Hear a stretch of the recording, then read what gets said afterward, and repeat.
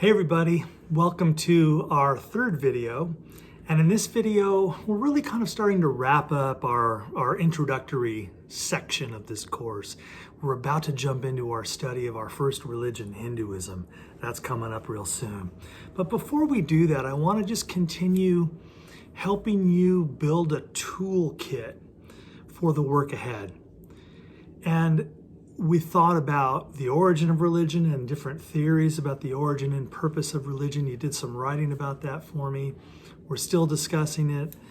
And today I want to explore one little piece of our work from last time, and that was Carl Jung's idea of the archetypes. And I want to add some different pieces into that. And like I said, hopefully build some tools that you and I can use and wield as we try to analyze and research and come into some deep and rich understanding about Hinduism and then Buddhism after that and all the rest of the religions, the wisdom traditions that we're going to be studying. So that's why I'm just calling this video Thinking About Religion. And what it's really about are the archetypes and the themes and the motifs that we're going to go looking for. Because I'll be honest with you, it's easy to get lost in the weeds in any class, in any area of study, in any academic discipline. There's just so much going on, right?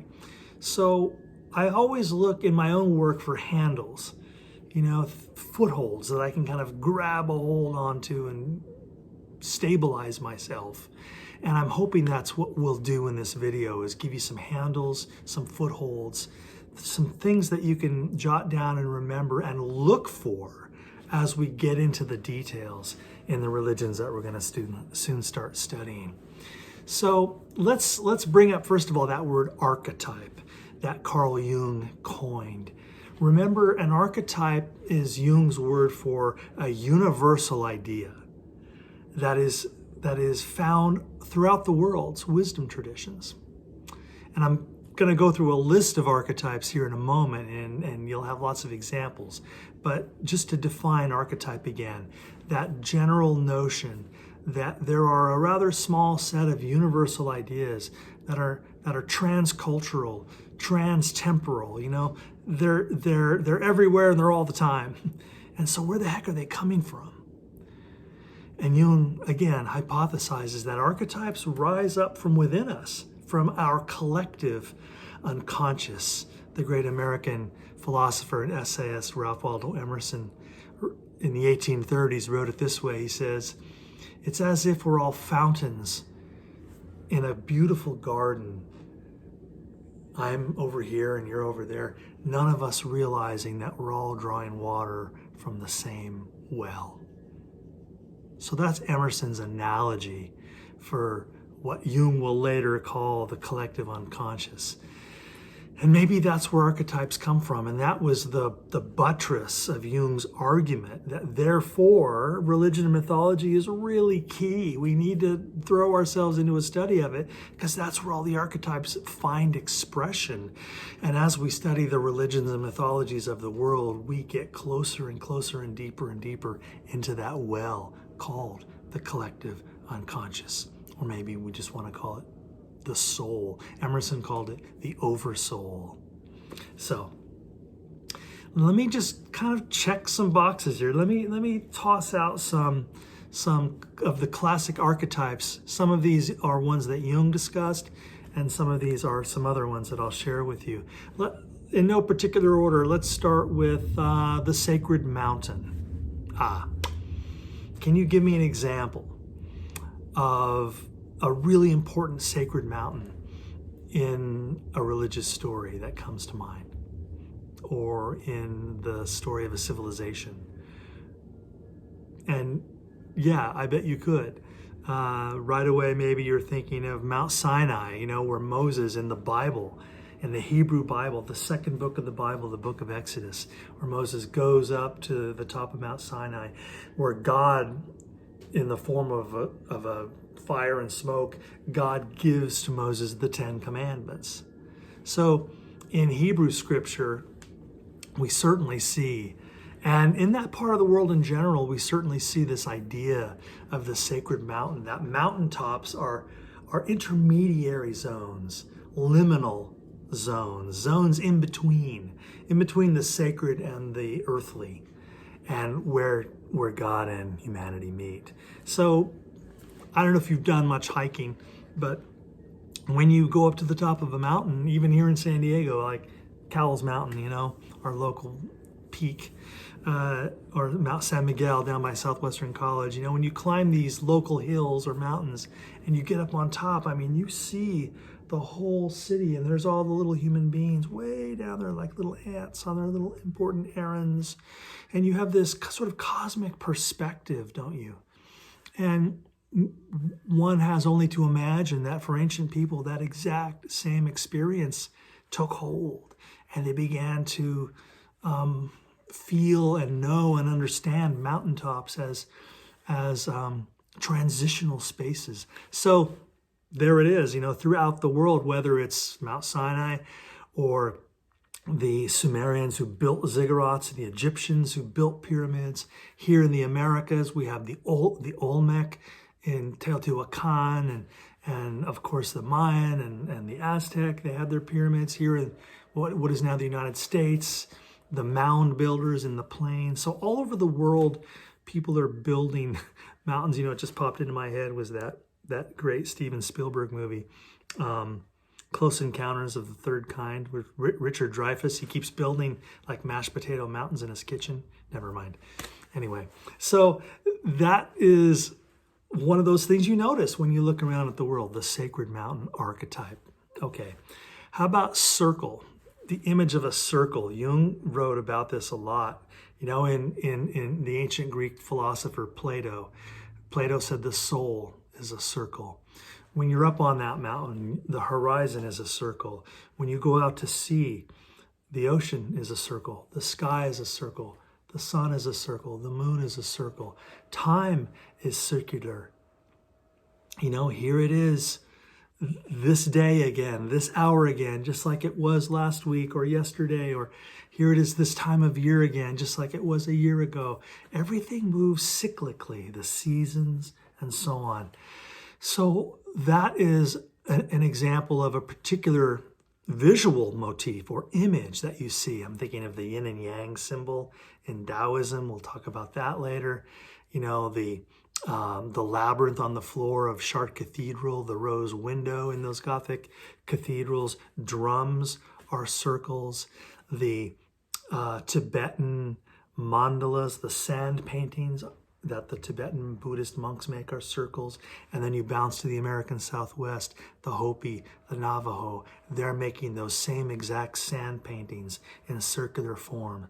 The Hopi and the Navajo weren't talking to the Tibetan Buddhists, right? This stuff is coming up out of the collective unconscious, Jung argues. And religion and mythology are packed with these archetypes. And when we kind of develop the eyes and ears to hear and see them, studying religion really starts to open up. This is a key idea we're going to have a lot of fun with. We talked about one the other day. Today I'm going to give it its official name, the Supreme Being archetype. So the Supreme Being archetype is this idea that you find throughout the world's religions and mythologies, that there is an invisible plane hidden from us by the visible plane. And that invisible plane is understood to be the source of the visible plane and superior to the visible plane, yeah? And that invisible plane, which is hidden from us by the sensory world, that invisible plane gets personified. And that's another key archetype, personification. We see this all over the world, that human beings in all cultures in all times attribute human characteristics and qualities to the forces of nature or the transcendent, mysterious cause of all being. You know, let's call it Father. Let's project human qualities onto it. That's called personification. So back to the Supreme Being archetype, this invisible reality that's hidden from us, that is thought to be the source of the visible reality. In some cultures, they personify that as God, the Father. Christian culture calls it the Father. In a matriarchal culture, they might call it the Great Mother Goddess, Kali, or Shakti, or Gaia, Mahadevi, Great Goddess. Or they might have a polytheistic system, right? That invisible reality is a whole bunch of gods and goddesses. Or they may not personify it at all. Like in Vedanta philosophy and Hinduism, they call it Brahman. Brahman, not a deity, but the ground of being itself, boundless, formless, beyond all qualities. Or in the Chinese tradition of Taoism we'll study, they call that invisible plane Tao. Tao, it means literally in Chinese, the way. Again, it's not personified and it's not local. It's everywhere all the time, like the Force in Star Wars. It's just the conscious aliveness that animates all reality. So some cultures personify that invisible source realm, other cultures do not. So these are just the different ways that we utilize these archetypes. What about water as purifying? Oh, you see this in so many traditions. Have you been baptized? Are you Roman Catholic and you dip your finger in the holy water as you walk into the cathedral? Are you a Muslim and are you a man who goes to the mosque and does the ritual washing outside the mosque before you go in? In many, many religious traditions, we see this idea of water, not just to wash your hands, but in some sense to transform you, to purify you. Think about it. Think about how we are essentially water beings. Our bodies, 75, 80% water. We spend the first 9 months of our life, almost a year, floating in a hot tub of amniotic fluid, which is chemically almost identical to ocean water, at about 99 degrees. When we immerse ourselves in water, do you not feel reborn when you come back out? And is it not? It's not hard to see that in religious communities, as rituals are constructed, water is going to be used to affect this rebirth, this shaking off the dusty world and making oneself available again for that transcendent illumination that comes from not the objects around us, but from that hidden reality behind the objects. Yeah. So water is a common archetypal image, you might say. Here's another way to kind of approach this idea of archetypes. It even includes entire narratives, entire mythic scenarios, storylines. Like, for example, here's one I'll just rattle off, that in the beginning there was original purity, and then that original purity degenerated into pollution and disorder, causing there to be a battle or a struggle of some kind. And then that led to a sacrificial death, which was followed by a renewed sense of order. Christianity is that story, isn't it? From the Garden of Eden, paradise, getting kicked out, pollution, degeneration, disorder, and then the struggle between good and evil, and then the sacrificial death of Jesus, which Christians teach signifies our redemption, our reunification with God, and the establishment of the kingdom of heaven, a renewed sense of order. But think of Hinduism or Buddhism with that same exact scenario. There, it's not the sacrificial death of a god. It's the sacrificial, quote unquote, death of the ego, of selfishness. That we all come from the one, but then we are cast out in these embodied forms. And yeah, life's hard out here. There's pandemics and there's poverty and there's racism and there's ignorance and cruelty and it's so tough to put a dignified life together for all of us.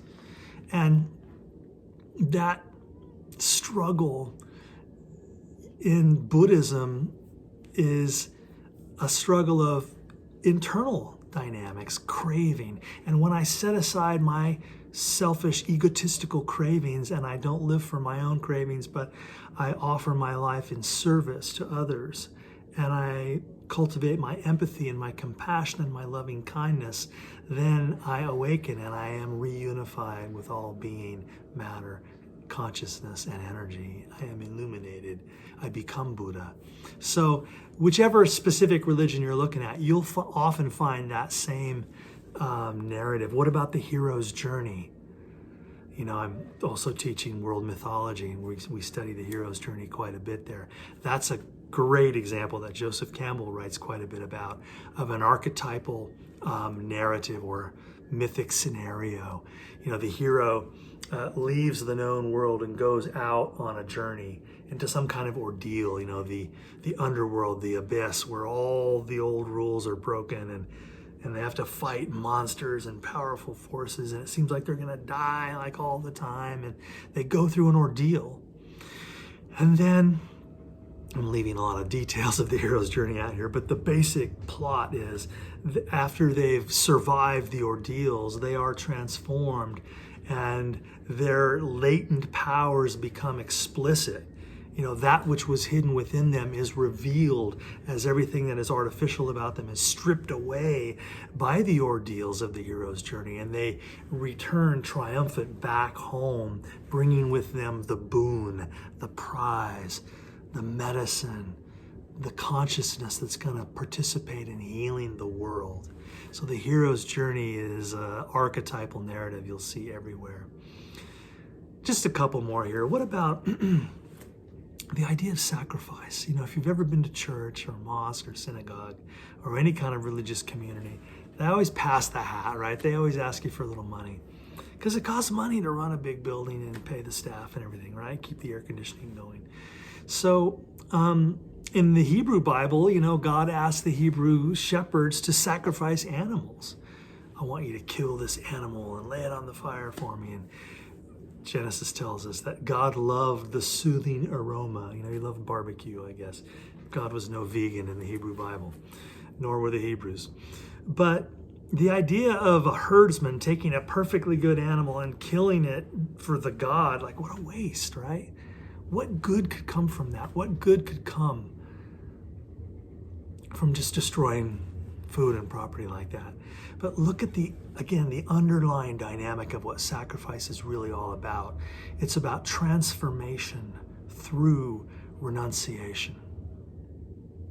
When I become willing to let go of what I have been given, when I surrender and trust and have faith that if I let go of this thing, I will still be supported, that signifies a shift in consciousness. Very different state of mind, isn't it, than the state of mind that's like, I'm holding on to everything that's mine.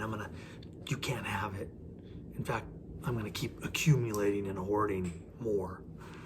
So the consciousness of the sacrificer is what God is after in these religious sacrificial stories. Are you willing to let go of the illusion that you even own any of this anyway, right? Isn't private property kind of an illusion? Because the instant you die, it all becomes somebody else's property anyway. Private property is kind of a game, right? And so what the wisdom traditions of the world do with this sacrifice idea is they kind of encode it into a ritual, and they say, if you could kind of regularly learn to let go of your death grip on everything and let things move through your hands, you would begin to receive more, and your heart would open, and your mind would open. And in that broken openness, the abundance of the entire universe becomes yours.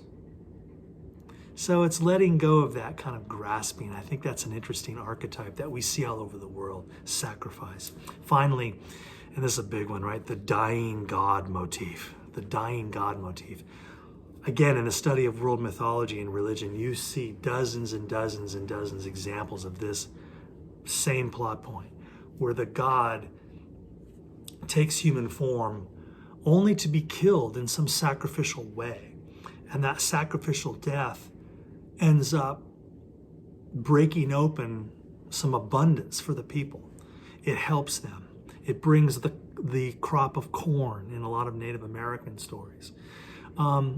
Obviously, we're thinking of the Christian example because that's the dominant version of this mythic scenario in the world today. Billions of Christians around the world believe this idea that God, what does it say in John 3:16? God so loved the world that he gave his only begotten Son in order that we might have everlasting life. So at the bedrock core of many Christians' belief is this idea that God became flesh in Jesus, knowing full well the whole time that Jesus was going to end up executed on a cross. And that sacrificial death instantly, viscerally meant something to the Jewish community, because they had for centuries been sacrificing sheep and goats in a ritual way. Jesus becomes the sacrificial lamb. By the blood of Jesus, we are washed clean. So the surface details shift, but the archetypal depth of the internal transformation brought about by the dying God, that's something I think we all recognize at the level of the collective unconscious. So be on the lookout for this now as we go forward. Look at how religions, all of them, are going to use bits and pieces of some of the archetypes that we just sketched in unique and creative ways, always adapting them to local environment, local narratives, local sociology, the details of those people. But if you have the patience to sit and look beneath the surface, you find again and again and again those archetypes. So I'll see you on the other side.